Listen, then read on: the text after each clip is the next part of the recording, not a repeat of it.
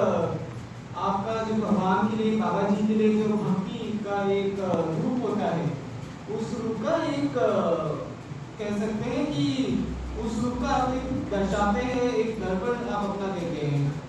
लेकिन आज के जो समाज है, उस समाज में भक्ति का अर्थ क्या है और उस भक्ति के अर्थ को कितने लोग ग्रहण कर रहे हैं और ग्रहण करके समझकर अपने जीवन में कितने लोग उतार रहे हैं।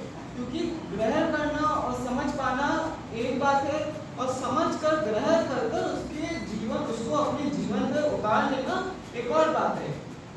समझ पाना और ग्रहण कर लेने में एक लोगों का और किसी का भी एक चेष्टा होती है, एक संकल्प होता है, और क्या वो उसको अपने समझ सकता है, समझ पाता है, नहीं समझ पाता है, और ग्रहण कर पाता है, नहीं ग्रहण कर पाता है। लेकिन अपने जीवन में उतार पाना और अपने जीवन में उतारना हर किसी का, हम सबका एक निर्णय होता है। भगवान ने हमें वो विश्वास दिया है, वो शक्ति दी है, जो भगवान जो सर्वशक्तिमान है, उन्होंने हमें ऐसी शक्ति दी, ऐसा विश्वास दिया है जो जीवन की जटिल से जटिल और मुश्किल से मुश्किल ऐसी परिस्थितियों को भी पार करवा देता है। लेकिन क्या ये बात हम समझ पाते हैं? क्या ये बात हम ग्रहण कर पाते हैं? क्या हम भक्ति को एक साधन समझ लेते हैं कि वो रोज एक साधन है हमारे बचाव का? क्या वो ऐसा जरिया है, क्या वो ऐसा माध्यम है जहाँ पर हम सिर्फ उसी समय जाएंगे जब हमें आवश्यकता है, जब हमें भगवान की याद आती है, या वो हमारा एक ऐसा स्थान है, वो हमारी एक ऐसी कर्म भूमि है जहाँ पर हम हमेशा उतरे रहते हैं? भक्ति जो है धर्म के लिए करी जाती है, और जब हम कहते हैं कि भक्ति एक हमारा एक ऐसे कर्म भूमि है, क्या वो कुरुक्षेत्र है जहाँ हम धर्म के लिए खड़े हो जाते हैं, तो उस भक्ति को हम कर्म के रूप में क्या उतार लेते हैं? जब हम कह रहे हैं कि भक्ति को हम जीवन में अपने कर्म के रूप में उतारते हैं, तो वो कर्म के रूप में कैसे उतारेंगे? उस भक्ति को हम अपने जीवन में कर्म के रूप में उतार सकते हैं। अब जीवन में उतारना मतलब कर्म, ऐसे कर्म करना जो धार्मिक हो, जो धर्म विरोधी ना हो और जो धर्म का पालन करते हो। देखिए, भगवान ने हमें बताया है कि भक्ति के नाम पर सुंदर शब्द बोल देना और अति सुंदर और व्याख्या दे देना और शब्दकोश को खोल देना और अच्छे शब्द कह देना आसान है, हर कोई कह सकता है, हर कोई कर लेता है। पर ऐसे में तो आप समझ सकते हैं कि रामायण में जब भगवान राम के समय में जब भगवान राम के रूप में अवतरण लिया, उस समय भी जब रावण आया तो रावण में भी ब्राह्मण के रूप में आया। रावण वो भी एक ब्राह्मण था, और कहने को तो महापंडित कहते हैं। और जब वो हरण करने आया तो भी उसने भगवान का नाम ही लेकर सीता जी को अपने ओर आने को कहा और लक्ष्मण रेखा को पार करवाया। तो क्या हम भक्ति को सिर्फ शब्दों तक रोक पा रहे हैं, और क्या हम लोगों के शब्दों में ही अपनी भक्ति ढूंढ रहे हैं? क्या शब्दों में ही भक्ति हो जाती है? दूसरों के शब्दों, जो अच्छे शब्द बोले, जो सुंदर शब्द बोले, क्या वही एक भक्त है? या जो शब्द को, एक तो उस शब्द को हम परखे, उस शब्द जो भगवान ने बताया कि आप सत्य बंधन में बैठे, आपको एक उपाधि कह सकते हैं और एक वो भगवान का आशीर्वाद है कि आप परख सकते हैं। भगवान ने हमें जो ज्ञान दिया है, भगवान ने हमें जो उपदेश दिया है, उसकी धार पर आप कोई भी सत्य को परख सकते हैं कि क्या वो सत्य है या नहीं है, क्या वो सिर्फ सुंदर दिख रहा है, कि क्या वो भगवान ने हमें जो धर्म बताया, भगवान का जो धर्म है, जो सिर्फ और सिर्फ एक ही धर्म है, उस धर्म का पालन करता हुआ वो शब्द है। तो सबसे पहले तो वो परख हम अपने में रखें, और उस सत्य की परख पर जब हम देखें कि क्या वो सत्य है, तो उस सत्य को जो इंसान, जो मनुष्य बोल रहा है, तो क्या वो उस शब्द को अपने कर्मों में उतार रहा है? क्योंकि जैसा कि मैंने कहा कि शब्द, सुंदर सुंदर शब्द कह देना बहुत आसान है, सुंदर सुंदर शब्द कह देना एक बहुत सरल और बड़ा ही एक लोकप्रिय बात हो जाती है। लेकिन उसको कर्मों में उतार देना ही एक भक्ति की और एक भक्ति पहचान है। क्योंकि चाहे अपना निजी उदाहरण के लिए, अपने निजी फायदे के लिए या किसी और अपने स्वार्थ सिद्धि के लिए, क्योंकि समाज ऐसा है, स्वार्थ सिद्धि के लिए भी हो सकता है। धर्म के नाम पर आपसे कई सारी बातें बोली जाए, धर्म के नाम पर आपसे कई सारी बातें बताई जाए। आपको सबसे पहले ये पहचानना होगा, आपको सबसे पहले ये जानना होगा कि क्या वो बात मनुष्य अपने लिए बोल रहा है, क्या वो अपनी तरफ आपको केंद्रित कर रहा है, या भगवान की ओर आपको दिशा निर्देशन दे रहा है। क्योंकि जब हम सब आप देखिए, जितना आप सत्य मंदिर से चलेंगे उतना आप भगवान के समीप, भगवान को समर्पित होकर भगवान के नजदीक आ पाएंगे। लेकिन आप, क्योंकि आपका देखिए दुर्भाग्य कहेंगे, दुर्भाग्य जब हर समय तो सत्य मंदिर का एक जो इस संसारिक रूप में आप कह सकते हैं सत्य मंदिर के प्रांगण में हम नहीं रहते, तो जो बाहर हम जब समाज में जाते हैं, ये जो युग चल रहा है इसमें जब और लोगों से मिलते हैं, फिर संसारिक रूप में अपने हो, पराये हो, परिवार के हो, गैर हो या कोई भी हो, जब आप उनसे बात करते हैं तो उस समय भी भगवान का जो ज्ञान है वो भगवान सत्य मंदिर आप अपने साथ लेके चलते हैं। आप सत्य मंदिर का एक प्रतिनिधि भी बन जाते हैं और कह सकते हैं भगवान ने जो हमें जो ज्ञान दिया है उसका दूत भी बन जाते हैं।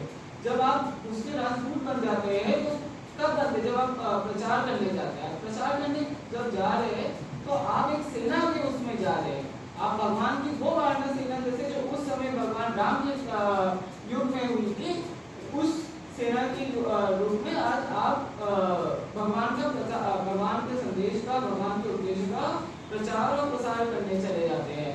तो वो आपको अपने में समझना होगा कि जब आप सामने वाले के पास जा रहे हैं तो वो आप में गर्व हमें देखना होगा, कि वो हमारे में गर्व हो कि हम भगवान के सेनानी हैं, भगवान की सेना से आए हैं।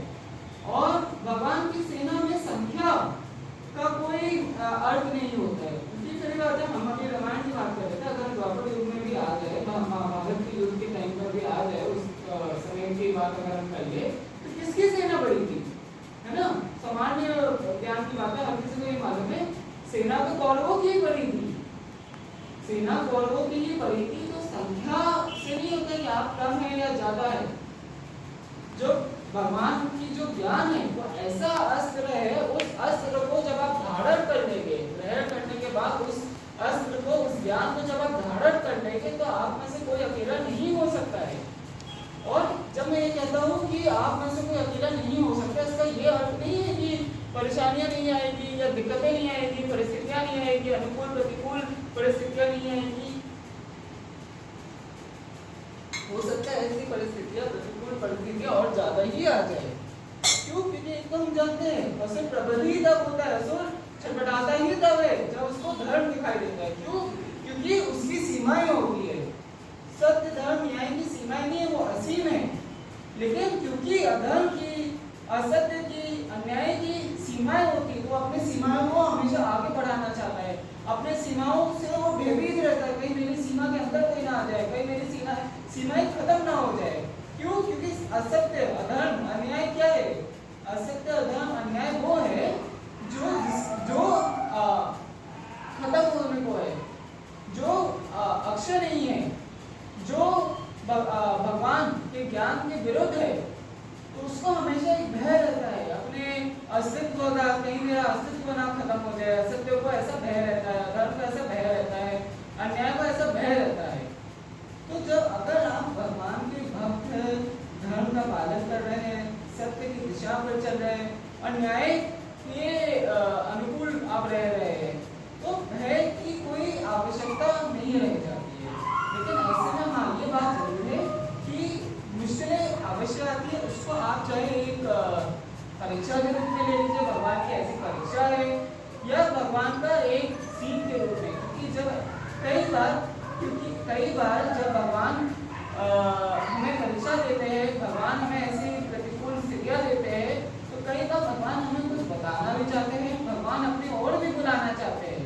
क्योंकि ऐसी स्थितियों में, ऐसे समय पर हमारे आसपास, और अक्सर जो हम समझते हैं हमारे अपने रक्त के रूप में या किसी रूप में, अपने रिश्तों के रूप में, उनका एक परख हो जाती है, उनकी एक पहचान हो जाती है। कौन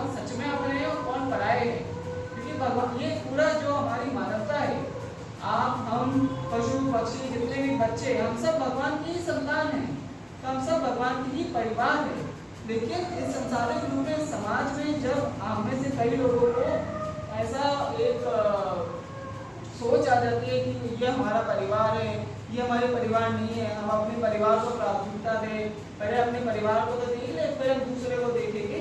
तो ऐसे समय पर भगवान एक सीख देने के लिए, भगवान एक हमें वो ज्ञान देने के लिए जो सामान्य रूप से हर किसी को नहीं होता है, तो भगवान आपको ऐसी स्थितियाँ देंगे जब कई लोग और कई जो आप अपने समझते हैं, जिनको आप अपना मानते हैं, वो हो सकता है उस समय वो ना हो आपके पास ना हो। अगर आप अभी भजन सुन रहे थे तो भजन में देवी माँ द्वारा बनाया ये भजन भगवान के ज्ञान का वो रूप है। उसमें भजन में आपने सुना होगा, ऐसे समय पर जो अपने हैं वो छूट जाते हैं, जो कहने को अपने होते हैं, जो आप समझते हैं कि अरे ये तो हमारे हैं, इनका अगर हम ध्यान नहीं रखेंगे या ये हमारा ध्यान नहीं रखेंगे तो कौन हमारा ध्यान रखेगा। तो उस समय वो सत्य का ज्ञान हो जाता है जो हम कई बार ये नहीं कहेंगे जानते नहीं, पहचानते नहीं, लेकिन जान कर पहचान कर कई बार उसको मानते नहीं है। तो वो मानने के लिए कई बार ऐसी कभी लाठियाँ लग जाती है। जैसा कि आपने देखा कुछ पिछले वर्ष तक यहाँ पर एक बच्चा रहती थी, एक डॉगी थी, उनका नाम बिट्टू है। उनको चोट लगी थी, उनको 2022 में यहाँ मंदिर लाया गया था। उनको चोट लगी थी, उनके बेटे को चोट लगी थी, बच्चे को चोट लगी थी। तो उनका ट्रीटमेंट हुआ, बहुत कुछ हुआ और बच्चे का भी ट्रीटमेंट हुआ।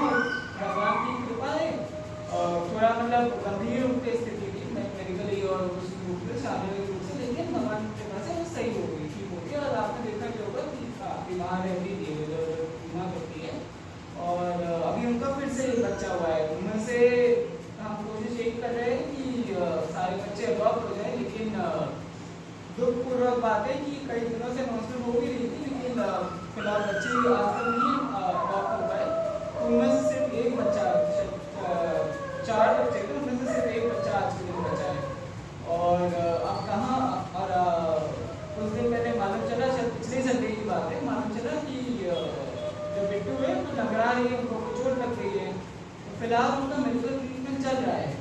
लेकिन अब मेडिकल ट्रीटमेंट में क्या चल रहा है उनका, जैसा अभी जब भजन हो रहे थे तो आपने देखा होगा डॉक्टर लोग आए थे। अब बिट्टू को बच्चों के वो आज वैक्सीन लगी है, उसको टीबी की वैक्सीन, ARV वगैरह सारी वैक्सीन लगी है। तो वैक्सीन उसको दर्द हुआ, अभी भी थोड़ा दर्द हो रहा है। अब हम मान लें कि नहीं वो रो रहा है तो भगवान तो उसके साथ है ही नहीं, वैक्सीन में उसको दर्द हुआ। तो कभी कभी वो आप एक वैक्सीन माने समझ सकते हैं भले ही के लिए। अब उसको दर्द हुआ, जब वैक्सीन लगी उसको दर्द हुआ, अच्छा भी लगा, इतना सा है बेचारा, लेकिन अब वैक्सीन लगनी तो लगनी है, तो उसके भले ही के लिए हमने वैक्सीन लगवाई। और बिट्टू को भी हमारा ट्रीटमेंट हम कोशिश करें, लेकिन कई बार हम जब ट्रीटमेंट के लिए जाते हैं क्योंकि और उसके दीदी को उनको ऐसा लगा जब उनका ट्रीटमेंट हुआ, उनको भी 2-3 बार इंजेक्शन लगा था, वैक्सीन पेन के लगा हुआ है या कोई दवाई दी गई थी। तो अब हम जब बिट्टू के पास जाते हैं तो कई बार हमसे भाग जाती है, क्योंकि उनको लगा कि ऐसा जब हम यहाँ आए थे और उनको ना इतनी जानकारी है। तो कई बार हमें वो जानकारी नहीं होती कि कई बार भगवान हमें वो वैक्सीन दे रहे होते हैं कि आगे आने वाली कोई बड़ी मुश्किल और बड़ी ऐसे प्रतिकूल परिस्थिति से बचाने के लिए आज वो छोटी सी वैक्सीन देती है। जैसे हमें टिटनेस की वैक्सीन लग जाती है या किसी और की वैक्सीन लग जाती है, तो कोई ऐसी वैक्सीन क्यों ना हम आज वो वैक्सीन ले लें कि कल के दिन हमें कोई बड़ी दिक्कत ना आ जाए।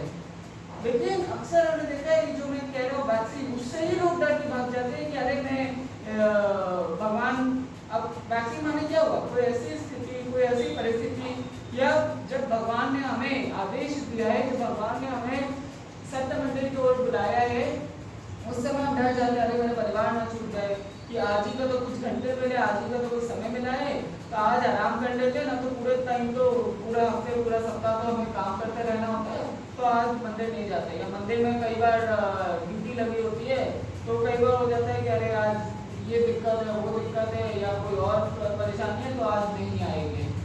देखिए परेशानी आज वो सबको आती है, परेशानी दिक्कतें सबको आती है, और ये नहीं कह रहे कि परेशानी दिक्कतें आएगी नहीं और परेशानी दिक्कतें आए तो भी आप आते रहिए, लेकिन हम उसको बहाना ना बनाए, कोशिश अपनी पूरी करें कि हम मंदिर आए, सत्य मंदिर आप आए, क्योंकि वो हम अगर कह सकते हैं अपनी वो खुराक नहीं पूरी करेंगे, अपना वो जो हमारा एक ज्ञान वर्धन है वो नहीं करेंगे, तो फिर समय आने पर जब उस ज्ञान की आवश्यकता, देखिए ज्ञान की आवश्यकता तो सबको है, देखिए उस ज्ञान की जब हमें पहचान होगी, ऐसा ना हो कि वो ज्ञान हमारे हमसे छूट जाए या उस ज्ञान से हम वंचित रह जाए, क्योंकि ज्ञान तो हर एक के लिए है। ज्ञान ना धर्म देखता है, ना लिंग देखता है, ना समय देखता है, ना उम्र देखता है, और वो भी भगवान का ज्ञान ना, भगवान का ज्ञान तो हम सबके लिए है। तो वो उससे हम ना वंचित रह जाए, या वो ज्ञान जब हमें मिल रहा हो ऐसा ना हो कि हम उपस्थित ना हो, हम अनुपस्थित हो। तो जब आप संत मंदिर आते हैं, संत मंदिर में आप उपस्थित होते हैं और संडे रविवार के सत्संग में आप आते हैं, तो ये अवश्य आप ध्यान दें कि जो आपको बताया जा रहा है, जो ज्ञान भगवान हमें दे रहे हैं, वो एक ऐसा ज्ञान है जो ऐसा नहीं कि वो सिर्फ एक किसी सिर्फ हमने किसी से सुना था, ये किसी ने कहा था कि अरे ये तो धर्म की बातें हैं, धर्म का पालन करते हैं, लेकिन निजी जीवन में हमारा जो निजी जीवन हमारा अलग है, व्यक्तिगत जीवन हमारा अलग है। तो ये जो ज्ञान है ये भगवान का ज्ञान है, भगवान के बाकी ये भी सर्वव्यापी ज्ञान है। ये ज्ञान किसी विशेष समय या विशेष तरह का ज्ञान नहीं है, ये ऐसा ज्ञान है जो हर एक समय, किस समय, कब आपके समय आपके पास रहे, और हर समय आपको कब उस ज्ञान की आवश्यकता, उस ज्ञान के माध्यम से वो एक रास्ता खुल जाए, वो राह दिख जाए जो वैसे ना आपको दिख रही हो। ये ज्ञान जो है सिर्फ आपकी जो संसारिक शारीरिक आंखें है सिर्फ वहां तक नहीं सीमित है, ये ज्ञान जो है आपको आपकी आत्मा के लिए है। और जब समय आता है, जब शरीर बोल जाता है, जब अपने छोड़ जाते हैं, जब संसारिक रूप से सारे आपके दरवाजे बंद दिखना शुरू हो जाते हैं, कोई रास्ता नहीं दिखता है, कोई दिशा नहीं दिखती है, कोई माध्यम नहीं दिखता है, कोई पाठ नहीं दिखता है, उस समय भगवान का ही ज्ञान होता है। भगवान, जब आपने भजन आपने सुना होगा, जब कोई नहीं होता है तब आप होते हो। हमने भगवान को कहा, भगवान जब कोई आपका नहीं होता है तब आपको समझ आता है सिर्फ भगवान ही है जो आपके अपने हैं। जब हम भगवान को कहते हैं, आज जो भगवान ने लिखित रूप दर्शन में अपना अवतरित हुए भगवान, तो अगर हम भगवान को बाबा जी कह रहे हैं, तो बाबा जी कहकर उसी उसने, क्योंकि इस जीवन में भगवान से अपना तो कोई और है ही नहीं। हम भगवान का जब हम एक कह सकते गुणगान करते हैं, भगवान की महिमा के बारे में बोलते हैं, भगवान की महिमा के बारे में समझते हैं, तो हम भगवान के बारे में कई सारे शब्द कहते हैं कि आप सर्वशक्तिमान, सर्वव्यापी है और बहुत कुछ कहते हैं। लेकिन जब हम भगवान को बाबा जी कहते हैं, बाबा जी का कहने का सबसे बड़ा अर्थ यह है कि एक तो आपसे बड़ा कोई और है ही नहीं, जीवन में सबसे बड़े माता पिता, इस समाज से बड़े, हर एक से बड़े, और हर दायित्व से बड़े, हर रिश्ते से बड़े हमारा रिश्ता एक भक्त के नाते भगवान से है। सबसे प्रथम और सबसे पहला और सबसे जो कहेंगे सबसे जो पाक हमारा जो रिश्ता है, सबसे जो हमारा एक अटल रिश्ता है, वो हमारा भगवान से है। तो ये हम बात समझे। लोगों को लगता है जब हम ऐसा कहते हैं, मंदिर में आप लोग ऐसा सुनते हैं या कहीं और आपको ऐसा मालूम पड़ता, तो हम कह रहे हैं कि नहीं आप सारे रिश्ते नाते तोड़ दो, समाज को छोड़कर आ जाओ। ऐसा तो हम नहीं कह रहे ना, ऐसा तो नहीं कह रहे। देखिए, अगर हम संसारिक रूप से कहे, संसारिक रूप से हम क्या कहते हैं कि हमारा सबसे एक जो शुद्ध और सबसे अच्छा और सबसे उत्तम एक रिश्ता होता है हमारे अपने माता पिता से होता है। तो माता पिता से सबसे ऊपर और सबसे स्थायी रूप से रिश्ता होने का अर्थ, यह सबसे ज़्यादा एक अटल रूप से रिश्ता होने का तात्पर्य या उसका अर्थ ये तो नहीं है ना कि सारे रिश्ते तोड़ देते हैं, हमारे अपने भाई बहन से रिश्ते नहीं रह जाते या अपने आगे संतान से रिश्ता नहीं रह जाता है। लेकिन माता पिता से रिश्ता तो माता पिता से रिश्ता रहता है ना। हम ऐसा तो कहते नहीं है कि हमारे नए दोस्त बन गए या कोई हमारा नया ऐसा कोई रिश्ता बन जाए तो माता पिता के भी ऊपर चला जाए। तो हर रिश्ते से बड़ा रिश्ता जो है हमारा भगवान से है। सबसे प्रथम रिश्ता जो हमारा भगवान से है, बाबा जी से है। तो जब आप बाबा जी कहते हैं और जब आप भगवान का आशीर्वाद के अभिलाषी होते हैं तो ये आप अपने मन में रखा करें, अपने हृदय में रखा करें कि आप जब भगवान से प्रार्थना कर रहे हैं, जब आज आप आरती करेंगे, प्रार्थना करेंगे, तो उसी इस सोच को अपने मन में रखकर, अपने हृदय में उतार कर आप प्रार्थना करेंगे कि जो सबसे बड़े हैं, जो हम सबके, जो भी हम बाबा जी कह रहे पितामह हैं, जो भी भगवान ने कहा कि जैसे भी हम अपने क्योंकि हम अपने जीवन को और अपने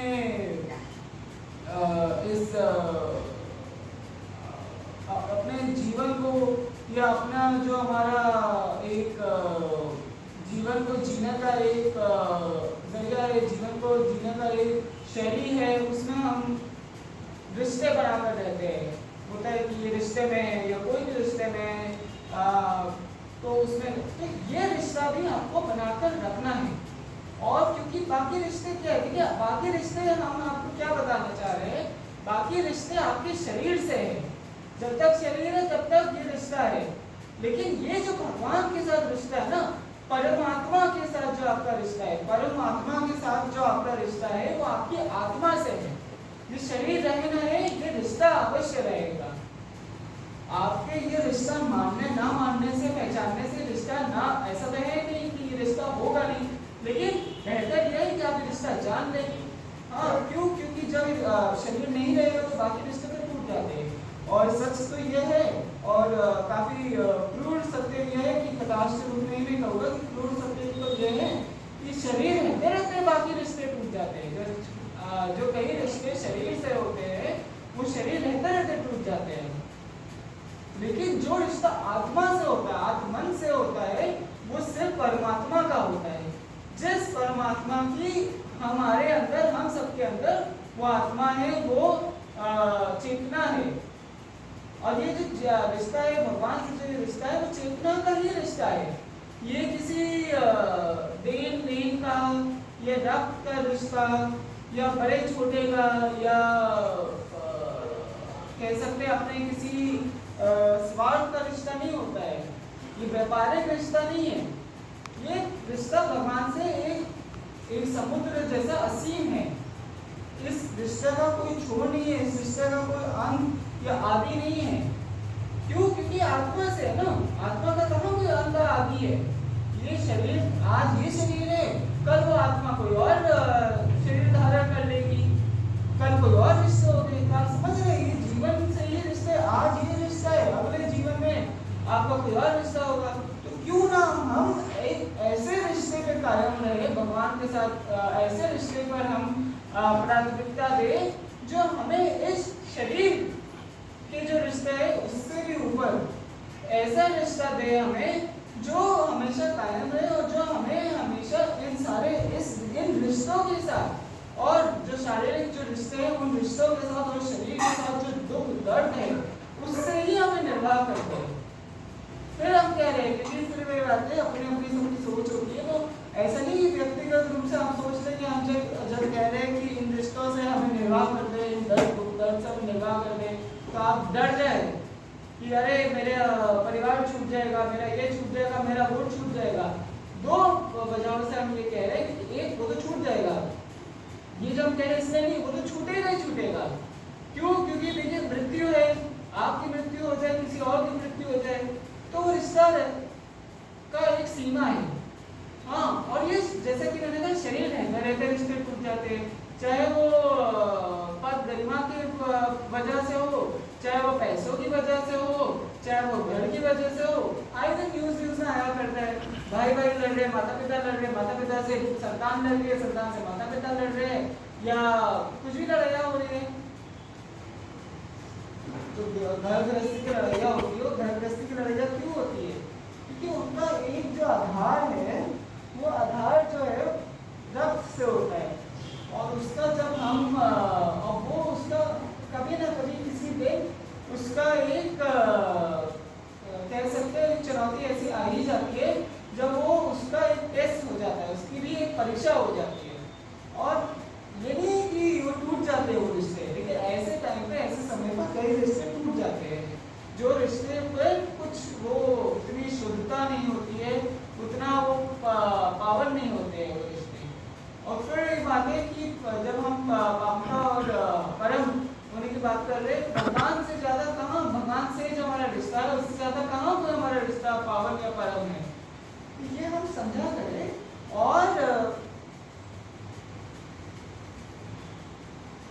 अगर जैसे हम अगर युवा है तो हमको सोचना है किसी भी जीवन के किसी भी छोटे जीवन के किसी भी समय पर जब हम कोई निर्णय लेते हैं तो हम सब आसपास का देख क्या करते हैं ना, कि हम चाहे अगर जैसे संतान है तो संतान का भी भला हो, उसका भी कुछ हो जाए। कोई जैसे कोई नई नौकरी ले रहे हैं तो नौकरी अच्छी, ज़्यादा पगार की, ज़्यादा सैलरी की, वेतन की, ज़्यादा वेतन की नौकरी क्यों लेते हैं?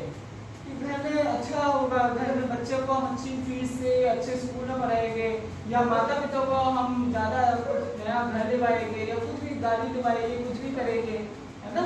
तो कोई भी जीवन का निर्णय लेते हैं, गाड़ी ले रहे हैं, नौकरी है, नया घर ले रहे हैं या कुछ भी कर रहे हैं, तो कहीं ना कहीं हमारे मन में वो रिश्ते होते हैं हमारे मन में कि कहीं हम अपने स्वार्थ के लिए, सिर्फ अपने लिए तो नहीं निर्णय ले रहे हैं।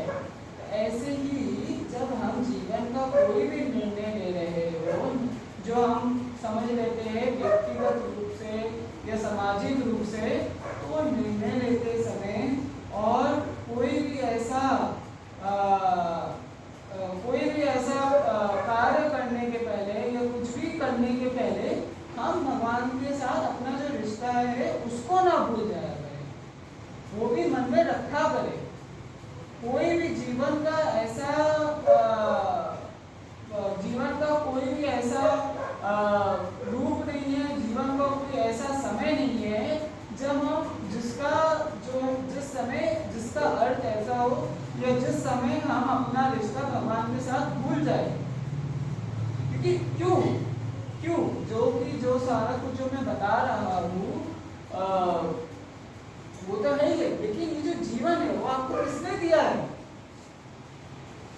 आप देखिए, संसारिक रूप में हम ये नहीं कह रहे कि ऐसा नहीं है। संसारिक रूप से रक्त के रूप में माता पिता के माध्यम माता पिता ने आपको ये जीवन दिया। देखिए, उन माता पिता को किसने जीवन दिया, उनके माता पिता को किसने जीवन दिया, पीछे चलते चले गए, कहीं से तो कहीं तो आरंभ होगा ना ये।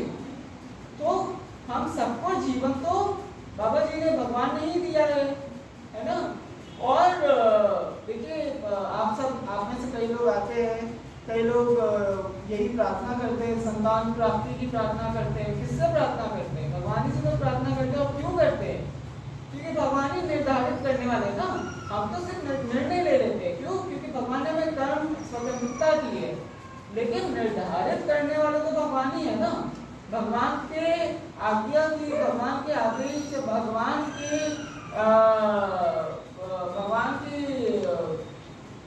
आदेश के बिना तो कोई इस संसार में कुछ होता नहीं है ना। इस संसार के परे कुछ होता है, हमारा जो समाज है, हमारा जो संसार है। और इसीलिए आज जो हो रहा है, आज बहुत कुछ हो रहा है। आज जो हो रहा है, बाबा जी ने सिर्फ आज नहीं, बाबा जी हमें हमेशा से बताते हुए आए हैं। बाबा जी ने हमें आज, चाहे जिस भी रूप में हो रहा है, हमारे अब आपकी व्यक्तिगत रूप में जो हो रहा है हम उस पर नहीं बता रहे। व्यक्तिगत रूप में जो हो रहा है वो आप जानते हैं, आप अपना सब जानते हैं। यह सामाजिक रूप में जो हो रहा है, ये धर्म के रूप में जो हो रहा है, और जो शब्दों में आप सुन रहे हैं, कुछ भी ऐसा नहीं है जो भगवान द्वारा निर्धारित नहीं है। लेकिन उस समय जो भगवान ने निर्धारित करा है, भगवान ने जो निर्धारित करा है, उस समय हमारे क्या निर्णय है, हमारे क्या कर्म है, वो अवश्य हमें हमारी भक्ति को निर्धारित कर देते हैं, हमारे निर्णय निर्धारित कर देते हैं हमारे जीवन को, हमारे जीवन में क्या होगा। क्यों? क्योंकि हम जो भी, हमारे में कर्म स्वतंत्रता दी है, लेकिन हर एक कर्म का एक तात्पर्य तो अवश्य होता है, हमारे हर एक कर्म का एक अर्थ अवश्य होता है, उस अर्थ को हम ना भूल जाए। क्यों? क्योंकि कुछ भी जो जीवन में होता है वो अर्थहीन तो होता नहीं है, कुछ भी जो जीवन होता है वो निष्प्रयोजन तो होता नहीं है, चाहे हमारे जीवन में हो, व्यक्तिगत जीवन में या किसी भी रूप में पूरे समाज में, पूरे संसार में, इस संसार के बाहर कहीं पर भी निष्प्रयोजन तो होता नहीं। तो वो योजना, वो प्रयोजना किसकी है? हमारी तो नहीं है ना। अगर आपको ऐसा लगता है कि हमारी योजना है, हमारी प्रयोजना है, तो ऐसा हम घमंड, हम ऐसा अभिमान छोड़ दे कि अगर हम सोच रहे कि नहीं, हम जो चाहते हैं, भगवान जो चाहे वो एक बात है, हम जो चाहेंगे वही होगा, जो भगवान जो चाहेंगे वही होगा, ये भी एक सत्य है। भगवान ने जो निर्धारित करा है, भगवान ने जो बताया है, भगवान ने जो कहा है वही होगा। आज से पहले, आप से पहले और इन परिस्थितियों, स्थितियों से पहले कई ऐसे हुए हैं जिनको हम असुर कह देते, रावण, कंस, जिन्होंने कई रूप, कई ऐसे कई रूप या कई ऐसे रंग अपनाए हैं, या कई ऐसे शब्दों को प्रयोग करा है अपने निजी, अपने व्यक्तिगत या अपनी और शक्ति, अपनी गरिमा, अपनी पद को और ऊपर करने को। उनको लगा हम अपनी और शक्ति बढ़ाए, और शक्ति बढ़ाए, इतना घमंड हुआ, इतना घमंड हुआ, उनको लगा कि हम मृत्यु पर जय कर लेंगे, मृत्यु भी हमको ना छू पाएगी। और ऐसा समझकर उन्होंने क्योंकि वो तो युग ऐसा था कि असुर भी जानते थे, कम से कम इतना जानते थे कि जो भी हम दुष्कर्म कर रहे हैं, भगवान से ज्यादा शक्तिशाली तो हम नहीं है। तो वो भी चाहे वरदान ही लेने के लिए, चाहे रावण हो, कंस हो या कोई भी हो, तो चाहे भगवान के ब्रह्मा रूप के से या भगवान के महेश रूप से ही वो वरदान प्राप्त करके, चाहे हिरण्यकशिपु को आप समझ लीजिए, वो भगवान से वरदान प्राप्त करके समझते थे, तो उन्होंने भगवान ही से ज्यादा अकलमंद हो गए, भगवान ही को उन्होंने मतलब उनसे ज्यादा आगे निकल गए। देखिए, अगर हम संसारिक रूप से देखें, हम अगर संसारिक रूप में जिन माता पिता ने हमें जीवन दिया है, क्या हम उनसे ज्यादा बढ़कर कभी हो सकते हैं? उनसे ज्यादा तो हमारे अधिकार नहीं होते ना जीवन पर। अगर हम संसारिक रूप से भी मान लीजिए, तो सबसे पहला अधिकार हमारे जीवन का हमारे माता पिता का होता है। तो उन माता पिता से तो ज्यादा किसी का अधिकार है नहीं, लेकिन सबसे ज्यादा बढ़कर प्रथम जो अधिकार है वो भगवान का है। तो उन अपने अधिकारों को हम जाने, हमारे अधिकार क्या है, उन अधिकारों को हम जाने कि अधिकार है हमारे, ऐसे नहीं हमारे अधिकार नहीं है। हमारे अधिकार ये है कि जब हमारे सामने कुछ गलत हो रहा हो, हमारे सामने जब धर्म विरोधी कुछ हो रहा हो, हमारे सामने जो हमारे जो आत्म सम्मान है या हमारे सम्मान पर कोई हाथ रखे, हमारे सम्मान को कोई ललकारे, तो अवश्य हम भगवान का आशीर्वाद साथ लेकर धर्म की ढाल और धर्म का अस्त्र लेकर आगे बढ़े। ये हमारा अधिकार अवश्य है, यही हमारा अधिकार है। और ये भी हमारा अधिकार है कि जो जीवन भगवान ने हमें दिया है, उस जीवन को हम पहचाने, उस जीवन को हम संवारे, उस जीवन को हम बेहतर करने की प्रयत्न करें, उस जीवन का सुंदरता को हम पहचाने। क्योंकि जो जीवन आपको मिला है वो किसी और को वो जीवन नहीं मिला है। उस जीवन में आप उस जीवन में आप ये ईर्ष्या या द्वेष न रखे कि अरे उसके पास तो बड़ी गाड़ी है, उसके पास तो बड़ा घर है, भगवान ने मुझे नहीं दिया, मैं बड़ा भक्त हूँ। भगवान ने बहुत कुछ आपको ऐसा दिया जो आप जानते भी नहीं है। भगवान ने बहुत कुछ आपको ऐसा दिया है जो आप जानते नहीं है, और भगवान ने बहुत कुछ आपको ऐसा नहीं दिया है जो सुंदरता, जो आपको और आने वाला था, जो आपकी ओर आते आते भगवान ने हट लिया, भगवान ने रोक लिया। आपके ऊपर, आपके परिवार के ऊपर कब क्या ऐसे आने वाला था जो भगवान ने रोक लिया, भगवान के अदृश्य हाथों ने अपने में ले लिया। क्योंकि जब हम कहते हैं भगवान सर्वशक्तिशाली है, सर्वशक्तिमान है, तो वो शक्ति ऐसी है कि कई शक्तियाँ, संसारिक शक्तियाँ, आसुरी शक्तियाँ जब आपके जीवन पर अपना अधिकार करने का कोशिश करेगी, अधिकार करने की का प्रयत्न करेगी, तो वो शक्ति जो भगवान की दिव्य शक्ति है वो नहीं अधिकार करने देगी आपके जीवन पर।